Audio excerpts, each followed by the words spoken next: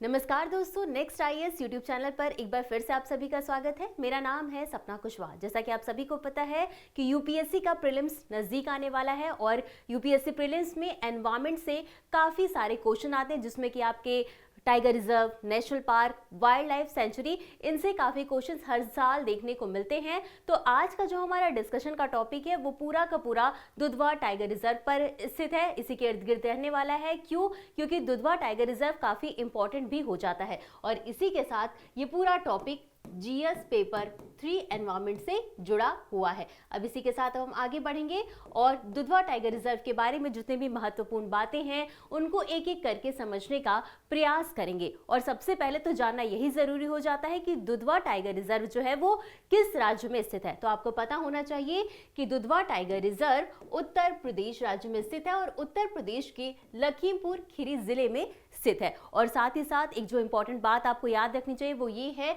कि ये भारत और नेपाल की सीमा पर स्थित है। अब इसके कुल क्षेत्रफल की बात करेंगे तो ये कुल 490 वर्ग किलोमीटर क्षेत्र में फैला हुआ है। आप मैप में यहाँ पर देख सकते हैं, ये रहा आपका दुधवा नेशनल पार्क और ये नेपाल का बॉर्डर है ना। तो आपने यहाँ पर मैप में देखा। अब इसमें कुछ और क्षेत्र भी शामिल है, कुछ और वन्यजीव अभयारण्य भी शामिल है, उनके नाम भी देख लेते हैं। तो इसमें किशनपुर वन्यजीव अभयारण्य और कतरनिया घाट वन्यजीव अभयारण्य भी यहाँ पर शामिल है। तो जब आप मैप में देखेंगे तो ये रहा आपका किशनपुर वाइल्ड लाइफ सेंचुरी और यहाँ पर है कतरनिया घाट वाइल्ड लाइफ सेंचुरी। तो मैप में ये आपने सारी लोकेशन को देख लिया। आपको याद होना चाहिए कि दुधवा टाइगर रिजर्व में ये तीनों जो है किशनपुर वन्यजीव अभयारण्य, कतरनिया घाट वन्यजीव अभयारण्य भी इसमें शामिल हैं। अब नदियों की बात करेंगे तो नदियां भी काफी इंपॉर्टेंट हो जाती है, क्योंकि कई बार क्या होता है एग्जाम में पूछ लिया जाता है कि कौन सी नदी इस टाइगर रिजर्व से, नेशनल पार्क से होकर के बहती है। तो इसी क्रम में आपको याद होना चाहिए। सबसे पहले हम बात करेंगे किशनपुर वन्यजीव अभयारण्य की। तो किशनपुर वन्यजीव अभयारण्य से कौन सी नदी बहती है? शारदा नदी, है ना। तो आपको याद रखना है कि शारदा नदी की अगर बात हो रही है तो वो किशनपुर वन्यजीव अभयारण्य से होकर बहती है। अब बात करेंगे कतरनिया घाट वन्यजीव अभयारण्य की, तो यहां से गेरुआ नदी होकर के बहती है।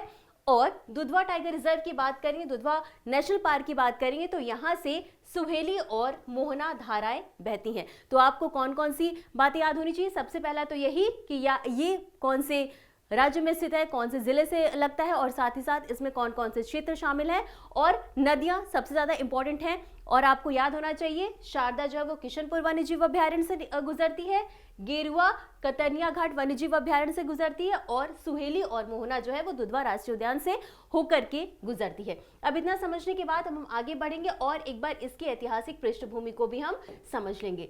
तो बात करेंगे 1958 की। तो 1958 में इसे दुधवा को वन्यजीव अभयारण्य घोषित किया गया था। फिर उसके बाद इसमें विस्तार किया गया और 1977 में इसे राष्ट्रीय उद्यान घोषित किया गया और इसके बाद 1987 से 88 में इसे टाइगर रिजर्व घोषित किया गया प्रोजेक्ट टाइगर के तहत। अब आपको बताना है कि प्रोजेक्ट टाइगर की शुरुआत कब हुई थी। तो ये तो हमने देख लिया इसके इतिहास के बारे में। अब हम देखेंगे यहाँ पर पाई जाने वाली जैव विविधता के बारे में, जिसमें हम सबसे पहले बात करेंगे वनस्पतियों की और उसके बाद हम बात करेंगे यहाँ पर पाए जाने वाले जीव जंतुओं की।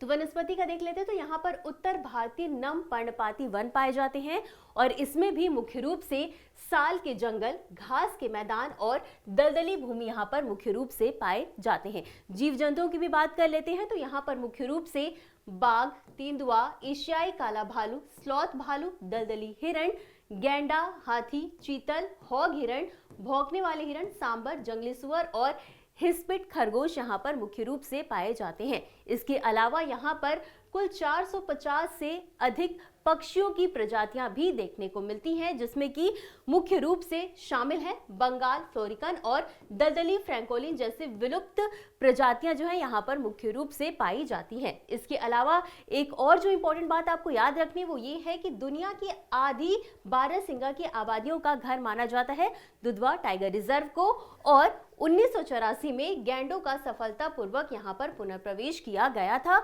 और इस लिहाज से दुधवा टाइगर रिजर्व जो है वो हमारे लिए काफी इंपॉर्टेंट हो जाता है। अब हम आगे बढ़ेंगे और इससे संबंधित एक अभ्यास प्रश्न को भी देख लेंगे।